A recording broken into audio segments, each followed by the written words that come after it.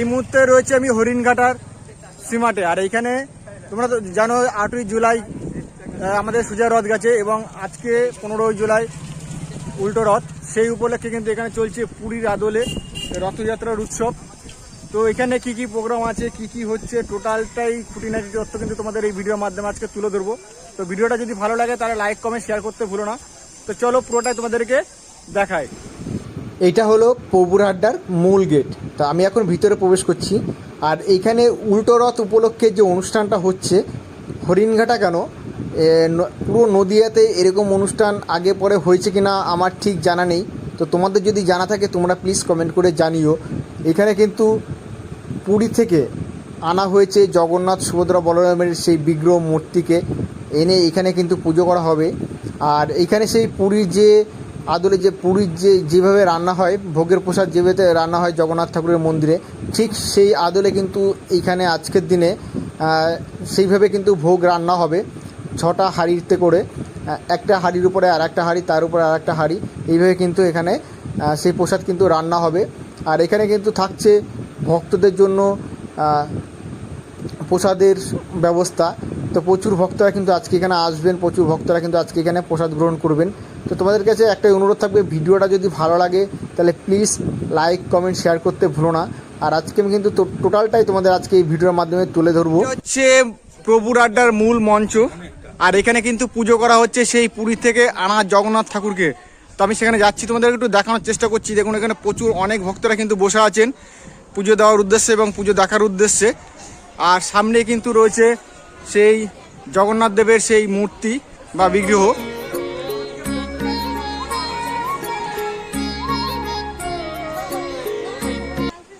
তা মূলত এই যে বিগ্রহ, এই যে মূর্তি, এই ঠাকুর কিন্তু নিয়ে আসা হয়েছে পুরী থেকে, তোমরা দেখতে পাচ্ছ।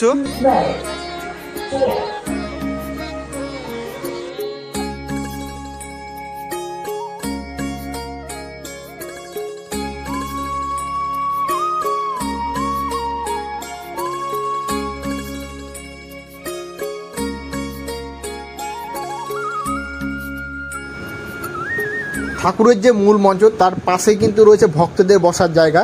তা ঠিক এইভাবে কিন্তু ভক্তদের বসার জন্য এরকম করে কিন্তু ব্যবস্থা করেছেন ওনারা। আর ঠিক তার ডান দিকে আমি তোমাদেরকে দেখাচ্ছি, এই ডান দিকটা, এই দিকটা রয়েছে কিন্তু সেই প্রসাদ যে রান্না হচ্ছে, সেই প্রসাদের রান্নার জায়গা।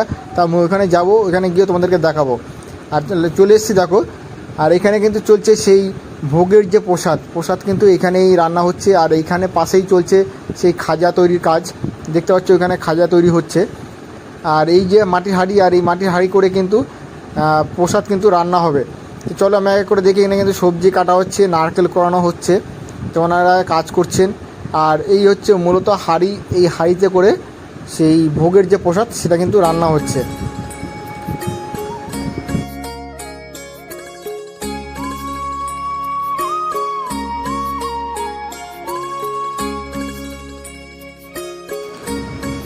পুরীর আদলে কিন্তু খাজা এখানে কিন্তু তৈরি হচ্ছে, সে খাস্তা খাজা।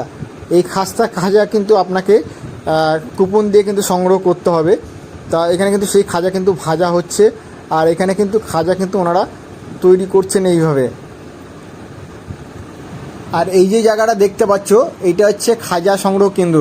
মানে কুপন নিয়ে এসে আপনাকে এখানে এসে কুপন জমা দিলে আপনি খাজা কিন্তু এখান থেকে পেয়ে যাবেন। আর এখান থেকে কিন্তু খাজা আপনি নিতে পারবেন কুপন নিয়ে এসে। যারা খাজা এবং ভোগের প্রসাদ নেবেন, বাটা নেবেন, তারা কিন্তু এই মূলত এই যে কাউন্টার দেখতে পাচ্ছেন, এই কাউন্টার থেকে কুপন করে তারপরে কিন্তু আপনাদেরকে নিতে হবে। আর এইখানে রয়েছে বারকোড, অনলাইনের ব্যবস্থা কিন্তু ওনারা রেখেছেন। মহাপ্রভুর ভোগের প্রসাদ মাত্র 151 টাকা করে রেখেছেন। আর পুরীর যে বিখ্যাত খাজা 500 গ্রাম মাত্র 125 টাকা। এই যে বারকোড রয়েছে, আপনারা এখান থেকে অনলাইন পেমেন্ট করে আপনারা কিন্তু এখান থেকে কুপন সংগ্রহ করতে পারেন। এখানে কিন্তু কুপন দেওয়া হচ্ছে।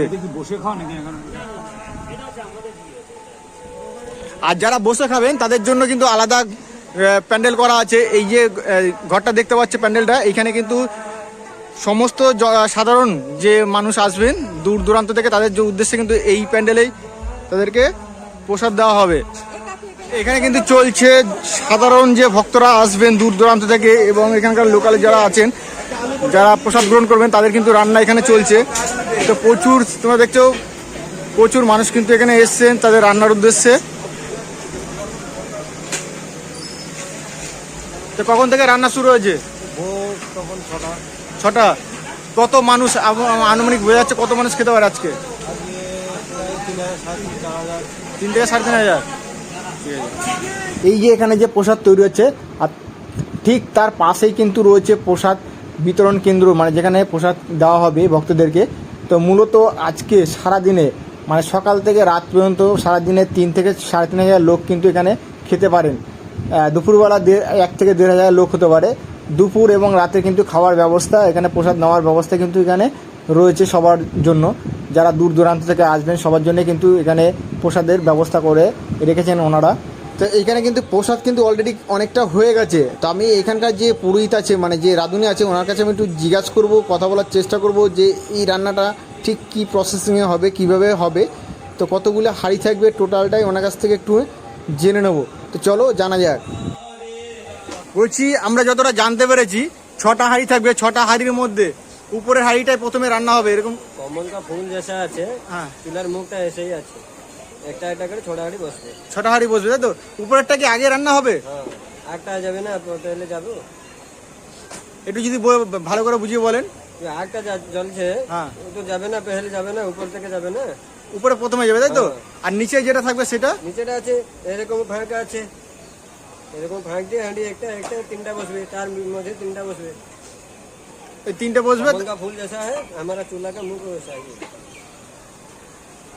মূল যে মন্দির সেখানে কিন্তু অলরেডি কীর্তন শুরু হয়ে গেছে এবং সেখানে কিন্তু পুজোর যে প্রস্তুতি পর্ব সেটা কিন্তু চলছে। পুরোহিত মশাই কিন্তু সেখানে চলে এসেছেন এবং উনি কিন্তু এখানে পুজোর জন্য সমস্ত রকম ব্যবস্থা কিন্তু উনি করছেন। তো এখানে চলছে কিন্তু কীর্তন, তোমরা শুনতেই পাচ্ছ। আর পুরোহিত মশাই কিন্তু এখানে বসে পড়েছেন, ওনার যে কাজ আছে সেগুলো কিন্তু চলছে। দেখো পুজো অলরেডি কিন্তু শুরু হয়ে গেছে। তা এখানে পুজো কিন্তু চলছে। জয় জগন্নাথ। তো আমি ঠাকুরকে একটাই কথাই বলবো যে আপনি মানে সবাই ঠাকুর ভালো থাকুক এবং সবাইকে ঠাকুর ভালো রাখুক, তো সেটাই চাইবো। তো তোমাদের কাছে একটাই অনুরোধ এখনও করছি, যদি ভিডিওটা ভালো লাগে তো প্লিজ সবার মধ্যে শেয়ার করে দাও এবং কমেন্ট করে জানাও যে কেমন লাগছে। তো পুরোহিত মশাই কিন্তু পুজো ওনার পুজো কিন্তু উনি শুরু করেছেন। এই পুরোহিতকে কিন্তু আনা হয়েছে পুরী থেকে কিন্তু ওনারা মূলত এখানে এসছেন। তো তোমরা দেখতে পাচ্ছ প্রচুর ভক্তরা কিন্তু এসছেন, উপস্থিত হয়েছেন এই পুজোর দেওয়ার উদ্দেশ্যে, পুজো দেখার উদ্দেশ্যে। তো প্রচুর ভক্তরা আজকে এই শ্রীমঠ প্রভুর আড্ডায় কিন্তু উপস্থিত হয়েছেন।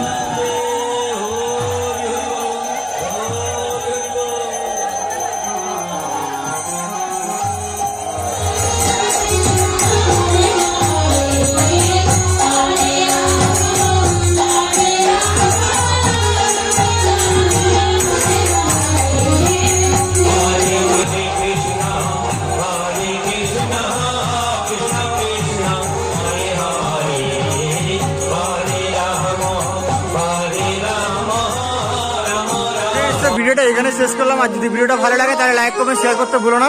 তো দেখা হচ্ছে পরবর্তী ভিডিওতে। ততক্ষণে তোমরা ভালো থেকো, সুস্থ থেকো।